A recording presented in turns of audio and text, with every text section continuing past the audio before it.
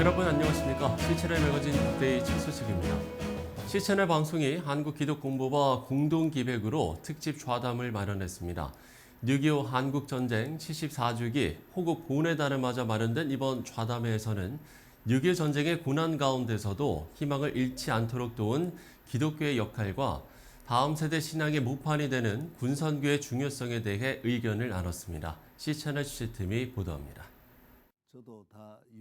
6.25 한국전쟁 74주기 호국 보훈의 달을 맞아 C채널 방송이 한국기독공보와 공동기획으로 특집 좌담회를 개최했습니다. 한국기독교 군선교연합회 이사장 김삼환 목사의 진행으로 마련된 이번 좌담회는 1부 교회 사랑이 나라 사랑입니다와 2부 다음 세대를 세우는 군선교로 준비됐습니다. 1부 교회 사랑이 나라 사랑입니다에는 신촌 성결교회 원로 이정익 목사, 제44대 육군참모총장을 지낸 권호성 장로, 대한예수교 장로회 합동총회 오정호 총회장, 전 육군훈련소장 구재서 목사가 참여해 6.25 한국전쟁의 의미와 함께 아픔의 역사인 6.25를 통해 하나님께서 베푸신 은혜를 상기하는 자리가 마련됐습니다.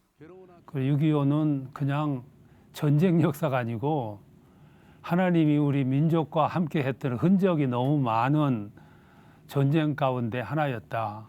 아마 군인들에게는 6월은 또 6.25 전쟁이 있었던 만큼 늘 본질을 기억하면서 국가를 위해서 우리가 존재하는 목적이 무엇인지 이렇게 마음을 가다듬는 그런 새해 같은 그런 의미로 6월을 맞이하곤 했었습니다. 참석자들은 6.25 전쟁은 매우 불행한 일이었고 고난의 시간이었지만 이 시간을 통해서도 하나님께서는 우리 민족에게 큰 은혜를 베푸셨다고 말했습니다. 그리고 자유대한민국이 지켜질 수 있도록 전 세계에서 도운 참전 용사들의 고마움 또한 잊지 말아야 한다고 강조했습니다. 6.25 참전 용사 되시는 분들, 어르신들이 연세가 많아졌죠. 그분들을 모시고 위로도 하고 감사도 하고 또 사랑도 표현하고 여러분의 헌신을 결코 우리는 잊지 않겠습니다. 그 정신을 계승하겠습니다 하는 마음으로 저희들이 행사를 하고. 좌담회 참석자 중 육군참모총장을 지낸 권호성 장로는 자신을 군복무 중 복음을 접하고 육군참모총장까지 지낸 복음의 산 증인이라고 소개하며 군선교의 중요성을 피력했습니다. 믿음의 시작이 군에서 시작됐고, 예. 제가 그때 이제 늦은 나이죠, 사실은. 그렇죠. 예. 대대장 때 제가 이제 변화를 받고 구원을 받아서 현재까지 이렇게 참 은혜롭게 살아왔습니다. 예. 이어서 진행된 2부 다음 세대를 세우는 군선교회는 제46대 국방부 장관을 지낸 정경두 장관, 한국기독교 군선교연합회 사무총장 이정우 목사, 전 육군 37대 군종병과장 노명원 목사, 전 해군 군종병과장 황성준 목사, 지상작전사령부 군종실장 정비호 목사가 참여해 군선교의 어제와 오늘, 그리고 달라진 병영 문화에 따른 군선교의 역할 등에 대해 논의했습니다. 특별히 노명원 목사는 한국교회가 노령화되어가는 상황에서 다음 세대를 세우는 타겟책으로 군선교에 대해 집중하는 것이 필요하다고 강조했습니다. 지금 이제 이 군선교가 단순히 우리 군에 있는 신자 수를 많이 확보한다라고 하는 측면에서도 유의미한 뜻이긴 하지만 더 중요한 것은 한국교의 미래가 군선교하고 직결하고 있다는 것입니다. 한국교의 미래를 생각할 때 군선교의 중요성은 인식하지만 시대적 변화로 인한 선교의 어려움은 부대 안에 고스란히 나타나고 있는 현실입니다. 군선교 현장을 몸소 경험한 참석자들의 의견도 다르지 않았습니다.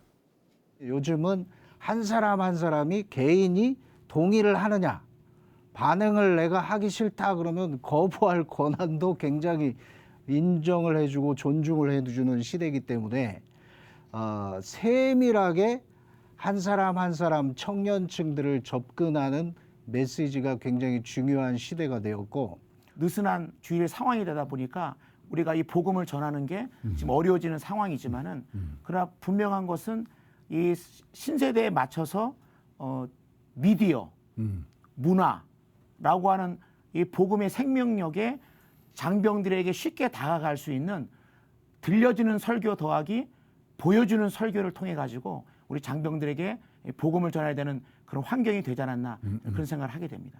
군선교의 어려움을 타개하기 위한 지원책으로 정경두 장관은 병사들을 이끄는 지휘관들에게 복음을 전하는 것이 매우 효과적이라며 후방에서 지원하는 예비역들과의 교류도 강조했습니다.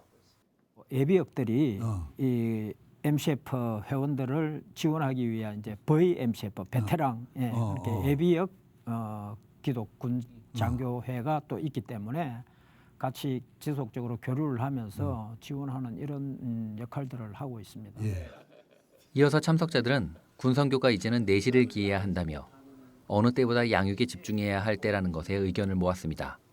따라서 군에서의 영향력은 물론 전역 후에도 한국교회를 지켜내는 가장 중요한 역할을 수행할 수 있도록 세례받은 병사와 거점 교회를 연결하는 장이 될 유교 상기 기독장병 구국성회에 한국교회와 성도들의 관심을 당부했습니다. 군에서 세례받은 병력, 군에서 정말 그 복음을 알지 못하고 세례받은 병사를 거기 거의 2분의 1 정도를 참석을 하게 해서 거기서 한국 교회 이 거점 교회를 초대를 해서 연결하는 그런 장으로 이번에는 그 6월 그 영성수련을 진행하려고 합니다. 신앙은 전력입니다. 하나님을 믿는 믿음으로 기도하고, 그래서 군인이 한 사람이 예수 믿는 것이 나라 안보에도 중요하고, 개인은 평생의 복을 받는 거고, 또 제대 이후에도 예편에서 현장으로 나와서 이 세계 어디에서 어떤 일을 하든지 그분은 큰 일을 할 수 있는 것이죠. 6.25 한국전쟁 가운데 시작된 군선교는 한국교회의 역사와 교를 같이하며 민족 복음화의 지름길이자 하나님께서 주신 축복으로 인식돼 왔습니다. 이번 좌담회를 통해 참석자들은 전도와 선교 모두 위기라고 말하는 시대지만 오히려 다음 세대 신앙의 모판이며 한국교회 미래인 군선교가 이 위기 시대에 복음의 열매를 거두기 위해 다시 한번 그 저력을 발휘할 수 있길 기대한다고 입을 모았습니다. 이번 좌담회는 오는 6월 21일과 25일 C채널 방송을 통해 만나실 수 있습니다. C채널 뉴스 황정익입니다. 국제구호단체 사마리안 버스가 80년 만에 기록적인 폭우로 홍수 피해를 입은 브라질 남부 히오그란지도 술주 지역에서 구호 활동을 시작했습니다. 브라질 현지 언론에 따르면 이번 홍수로 160여 명의 사망자와 60만여 명의 이재민이 발생했고, 주택 유실과 침수 등의 피해자 규모는 무려 220만여 명에 달하는 것으로 추정된다고 밝혔습니다. 사마리안 버스는 브라질 포르투 알레그리 지역에 긴급 재난 대응팀을 파견해서 정수 시스템과 위생키트, 담요, 태양광 조명 등 지원 물품과 긴급 구호품을 조달했습니다. 매달 성도들이 읽으면 좋을 기독 서적을 안내해 드리고 있는데요. 김지은 PD가 정리했습니다. 홍민기 목사의 교회 개척 이야기를 담은 책 플랜팅 시드 교회를 심는다가 출간됐습니다.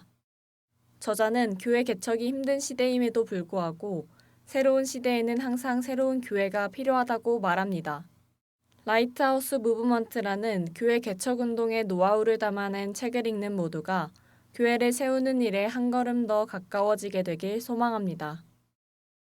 타인에게 너그러운 태도지만 나에게는 너그럽지 못하고 늘 불안함을 느끼고 있지는 않나요? 이 책은 어린 시절의 생존 전략에 여전히 사로잡혀 있는 우리를 안정감 있는 사람으로 만들어갈 방안들을 소개하며 하나님과의 관계에도 여유를 가질 수 있는 방법을 안내하고 있습니다. 자신의 상처를 치유 인자로 바꾸고 예수님을 닮아 자비의 성품을 갖게 되는 배움의 시간을 가져보시길 바랍니다.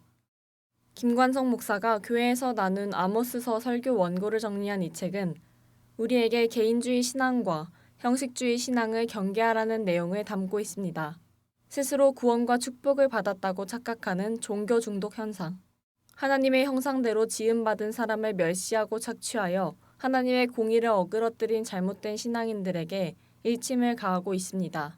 책을 통해 신앙의 본질에 대해 고민하고 묵상하는 시간을 가져보시길 바랍니다. 하나님 안에서 말씀 안에서 믿음의 가정을 세워가고 계신가요? 이 책은 결혼을 준비하는 청년부터 시작하여 부모가 되어가는 모든 이들에게 영적으로 건강한 가정을 세워가는 올바른 지침을 제시하고 있습니다.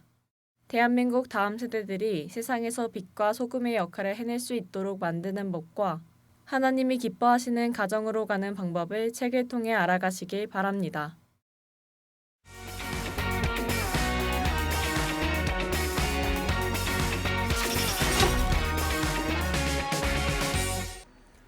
우리나라의 대표적인 민족 지도자를 이야기할 때 도산 안창호는 누구든 빼놓지 않고 떠올리는 인물일 겁니다.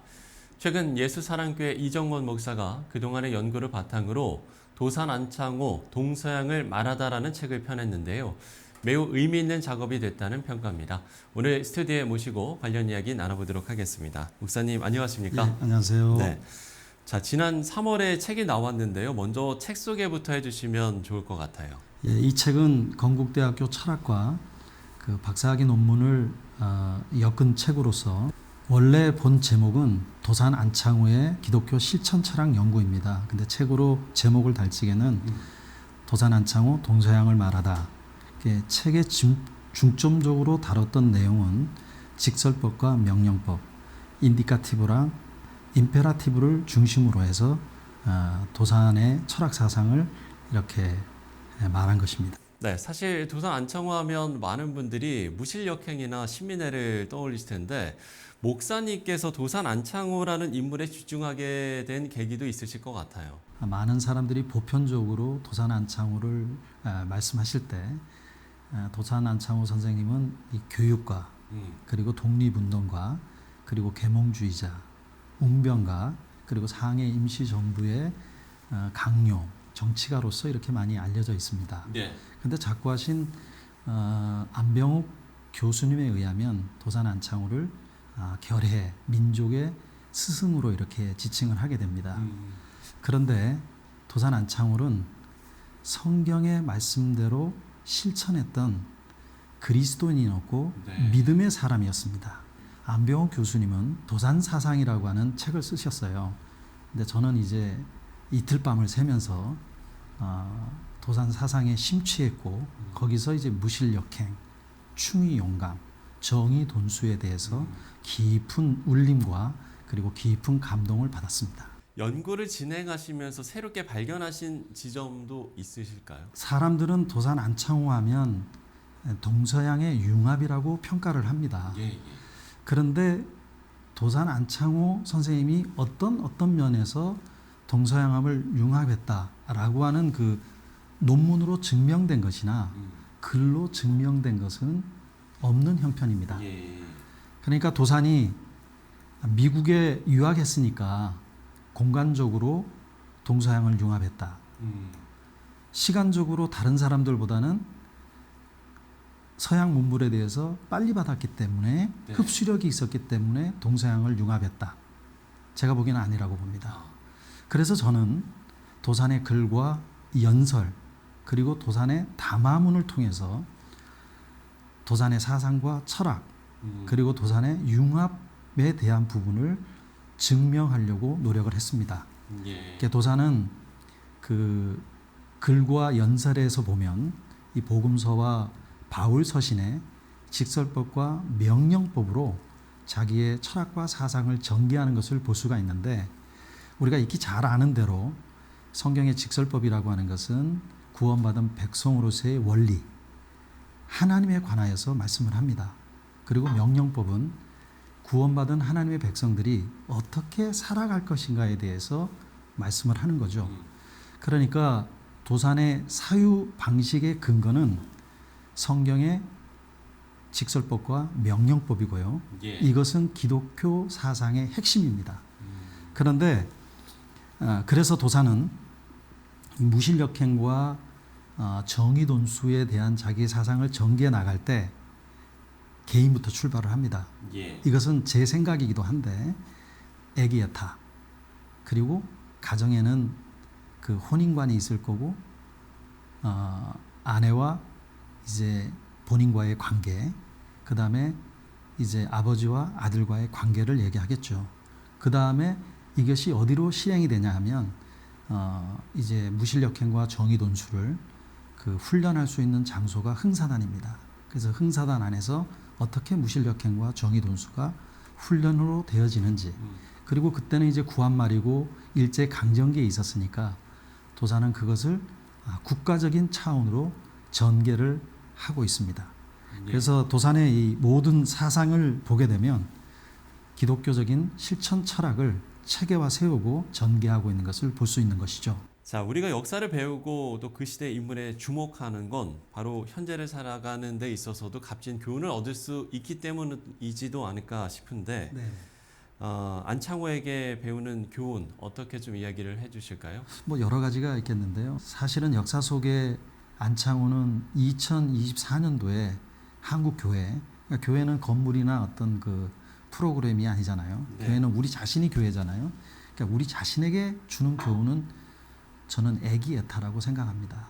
사실 애기애타는 도산이 이제 죽음을 앞두고 어느 모임에 가서 묵호로 애기애타라고 적었는데 네. 거기에 대한 설명이나 거기에 대한 커멘터리는 없습니다.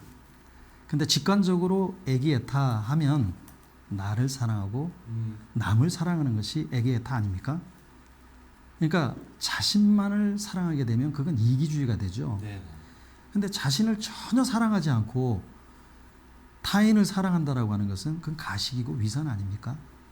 그러니까 자신을 정직하게 사랑하는 자가, 자신을 진실하게 사랑하는 사람이 자존감도 높잖아요.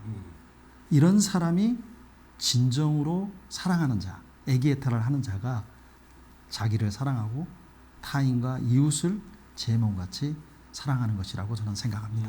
애기애타, 그러니까 나를 사랑하고 남을 사랑하라. 이 부분을 교훈으로 이야기를 해주셨습니다. 끝으로 한국교회와 성도들을 위해서 함께 나누고 싶은 기도 제목도 있으실 것 같아요. 네, 뭐 한 두어 가지가 있는데요. 네. 첫 번째는 이 땅의 무실력행이 아니라 하늘의 무실력행으로 살게 하소서라고 네. 기도해야 될 줄로 압니다. 타락한 본성을 갖고 있는 인간이 정직을 아무리 외쳐도 얼마나 정직한 삶을 살겠습니까? 그런데 하나님이 주시는 힘으로 하늘의 무실력행으로 살아간다면 이 땅이 정말로 정직한 대한민국으로 거듭나지 않을까 생각을 해봅니다. 예. 두 번째로는 정의 돈수를 해야 되는데 그런데 도덕적으로 이 무기력한 인간이 얼마나 사랑할 수 있겠습니까? 따라서 하나님이 주시는 힘으로 이 땅을 사랑하고 모든 것을 사랑할 수 있는 그 하늘의 정의의 돈수로 살아가야 되지 않을까 생각을 해봅니다. 예. 예. 하늘의 무실력행으로 살자라고도 기도 제목을 나눠주셨고요. 예, 예. 하나님이 주시는 힘으로 모든 걸 사랑하자. 이렇게 두 가지 기도 제목을 나눠주셨습니다. 네, 지금까지 도산 안창호 동서양을 말하다를 출간한 이정건 목사와 이야기 나눠봤습니다. 목사님 오늘 말씀 고맙습니다. 감사합니다.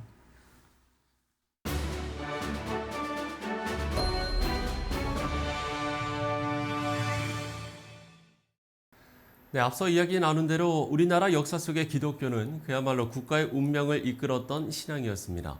개인은 물론이고 국가 변화에 중요한 역할을 했던 기독교, 그리고 교회의 역할, 오늘 우리에게 전하는 시사점 또한 크다는 생각 다시 한번 하게 됩니다. 시채널 매거진 굿데이 오늘 순서는 여기까지입니다. 시청해주신 여러분 고맙습니다.